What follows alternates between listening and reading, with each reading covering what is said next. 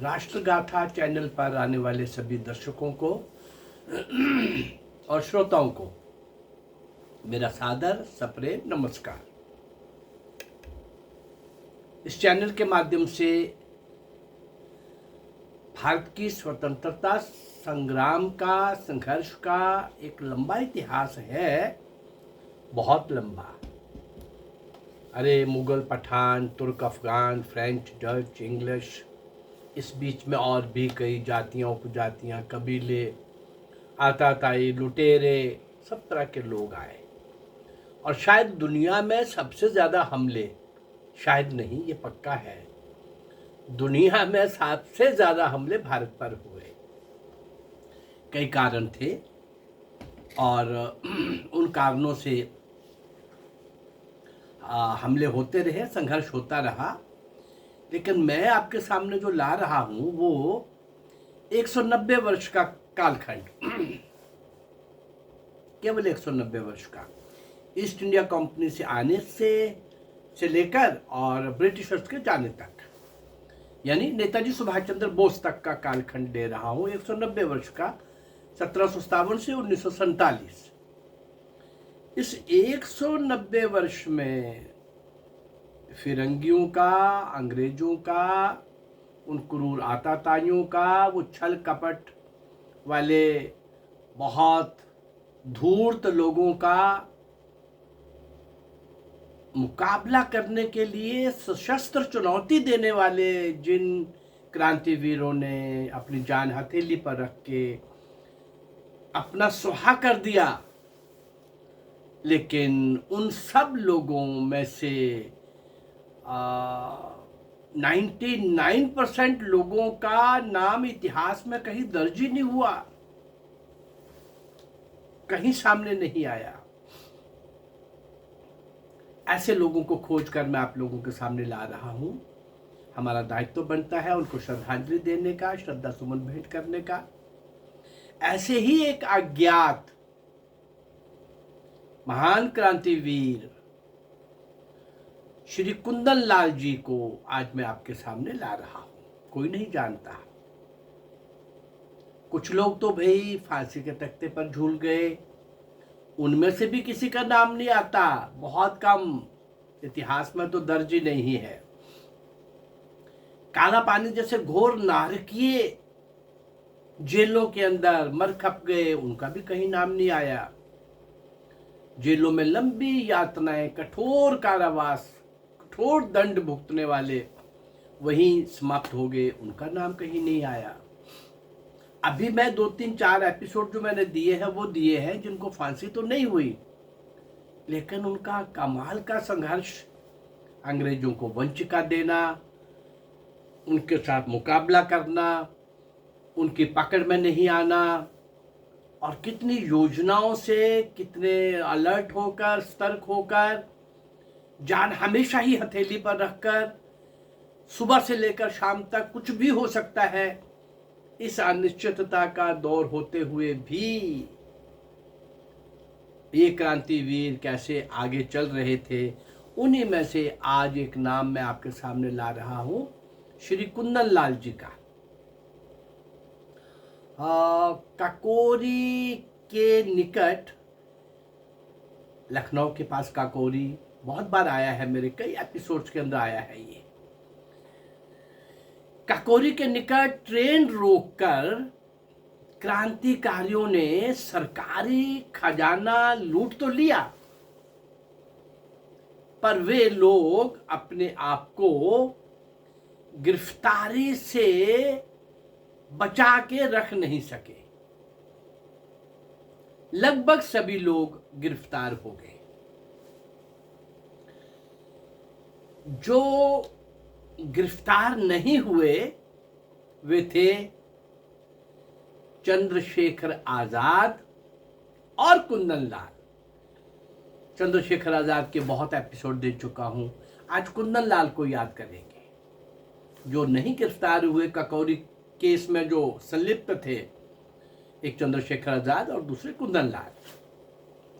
गिरफ्तारी से बचकर कुंदन लाल ने अपना कार्यक्षेत्र कानपुर के आसपास ही रखा। उन्हें मालूम हो गया था कि चंद्रशेखर आजाद का कार्यक्षेत्र झांसी है। कानपुर के क्रांतिकारी ये अनुभव कर रहे थे कि किसी भी तरह से किसी एक योग्य व्यक्ति के नेतृत्व में क्रांतिकारियों को अपना एक दल पुनर्गठन कर लेना चाहिए। उस समय कुंदनलाल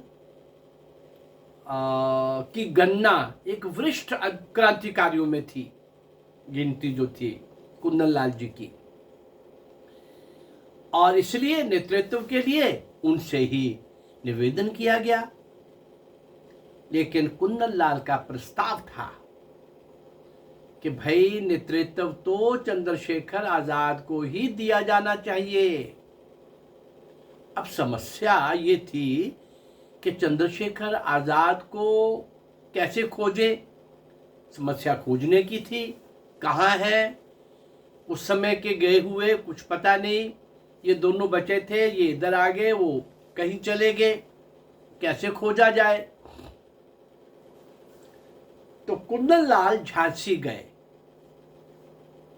और काफी परिश्रम के बाद उन्होंने चंद्रशेखर आजाद को खोज निकाला।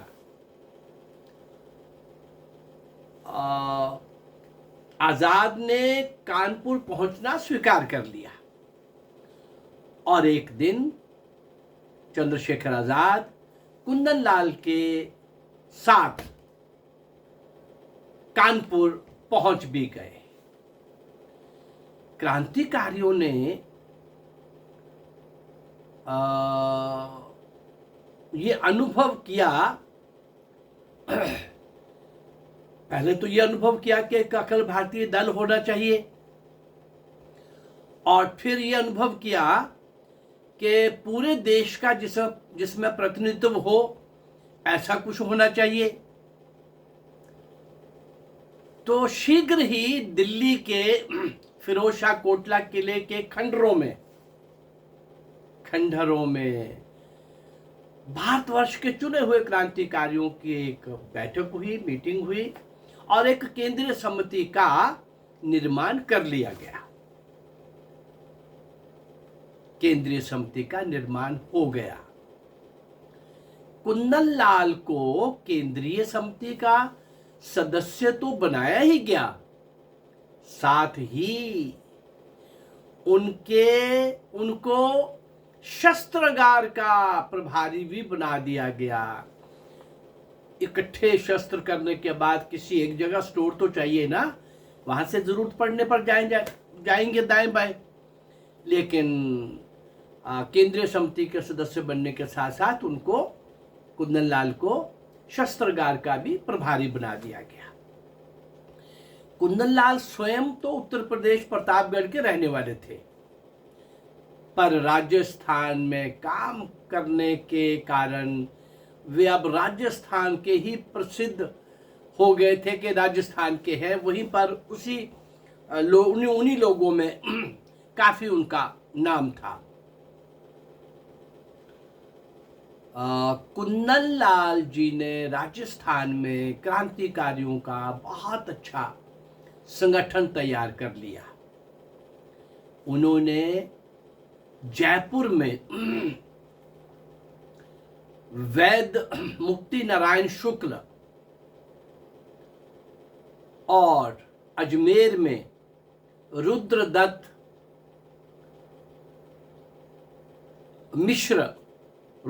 मिश्र, रामचंद नरसी, ज्वाला प्रसाद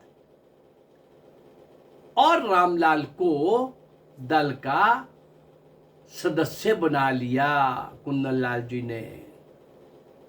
रुद्रदत्त मिश्र वैद्य थे और उन्होंने बम बनाने की सामग्री दिल्ली के अंदर को पहुंचाने में बहुत सहयोग दिया। रामचंद्र नरहरि वोपट, ज्वाला प्रसाद और रामजी लाल का संपर्क रियासतों से था, यानी जो राजे रजवाड़े थे और एक उस प्रकार के रियासतें थी और एक वो थी जो अंग्रेजों के डायरेक्ट कंट्रोल में थी। तो इनका संबंध जो था वो रियासतों से, मतलब राजे रजवाड़ों की जो रियासतें थी उनके साथ था, संपर्क था इनका। वहां अंग्रेजों की सीधी नजर नहीं पहुंचती थी। और चंद्रशेखर स्वयं भी कभी कभी अजमेर और जयपुर चक्कर लगाया करते थे। इस प्रकार से एक नेटवर्क चल रहा था। लेकिन दिल्ली केंद्र के संरक्षक प्रभारी, कल के एपिसोड के अंदर इनका नाम आया था, कैलाशपति मिश्र की गिरफ्तारी। उस कल के एपिसोड में मैंने विस्तार से बोला है कैलाशपति मिश्र के लिए। पहले वो कैसे, किस प्रकार का कमाल का पोस्ट ऑफिस में क्लर्क हैं और कैसे वो वहाँ से मनी ऑर्डर की 8,000 की रकम कैसे वहाँ से लेके और कैसे वो क्रांतिकारी के साथ काम करते हैं और कैसे वो चंद्रशेखर आज़ाद के सामने राशि रखते हैं और किस तरह से वो शस्त्र लिए जाते हैं। लेकिन कल के एपिसोड में हमने देखा कि कैलाशपति मिश्र का भी कहीं ना कहीं कमजोरी आ गई। ऐसा देखने को मिलता है कभी कभी, कहीं कहीं, स्वाभाविक है। तभी तो कहते हैं ना, मनुष्य है, मनुष्य पूर्ण नहीं है। तो दिल्ली के अंदर के संरक्षक और प्रभारी कैलाशपति मिश्र की गिरफ्तारी और उसके मुखबिर बन जाने के कारण क्रांतिकारी आंदोलन को बहुत धक्का लगा, बहुत धक्का लगा। उसकी सूचनाओं से जो मुखबिर कैलाशपति ने दी थी, कैलाशपति मिश्र ने पुलिस को, उसकी सूचनाओं से बहुत से क्रांतिकारी पकड़े गए। उत्तर प्रदेश में कुंदन लाल जी को भी गिरफ्तार कर लिया गया। उन्हें पहले तो 7 वर्ष का कठोर कारावास का दंड मिला, लेकिन तब तक ककोरी वाली बात नहीं थी ध्यान में। ये अभी जो गतिविधियों में लगे हुए थे, ये उसका दंड मिला था, ये उसका दंड मिला था। और काकोरी कांड वालों को तो बहुत सारे लोगों को फांसी हो गई थी और कुंदन लाल जी उस समय बच गए थे। एक चंद्रशेखर बचे थे। चंद्रशेखर रामप्रसाद बिस्मिल के साथ मुख्य लोगों में से थे।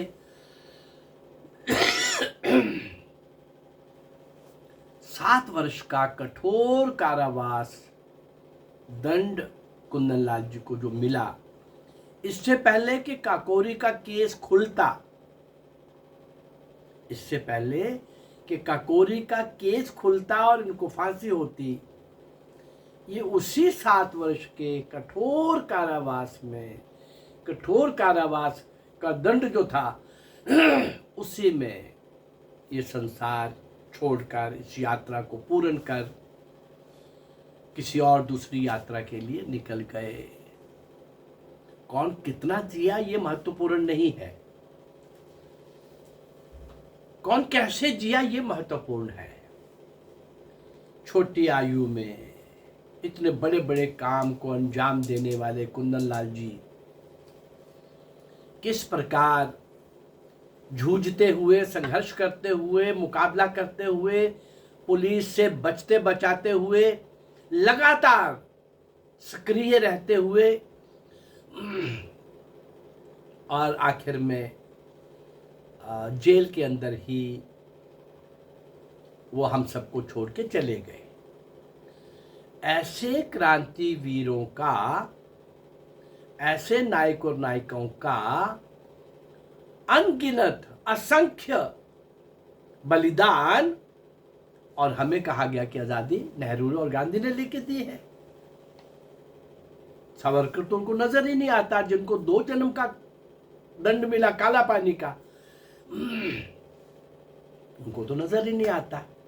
उनको सावरकर जी में पता नहीं क्या क्या दिखता है। और जबकि ये सब मिलकर के भी जो दिख रहे लोग हैं, जो बोल रहे लोग हैं, कुछ भी बोलते हैं। अरे जिन क्रांतिकारियों ने स्वतंत्रता रूपी महायज्ञ में आहुत कर दिया, मौन तपस्वी बन करके शांत शौर्य और वीरता के शिखर पर बैठकर कमाल के स्वर्णिम पृष्ठ लिखने का प्रयास किया, वो इतिहास हमको पढ़ाया नहीं गया।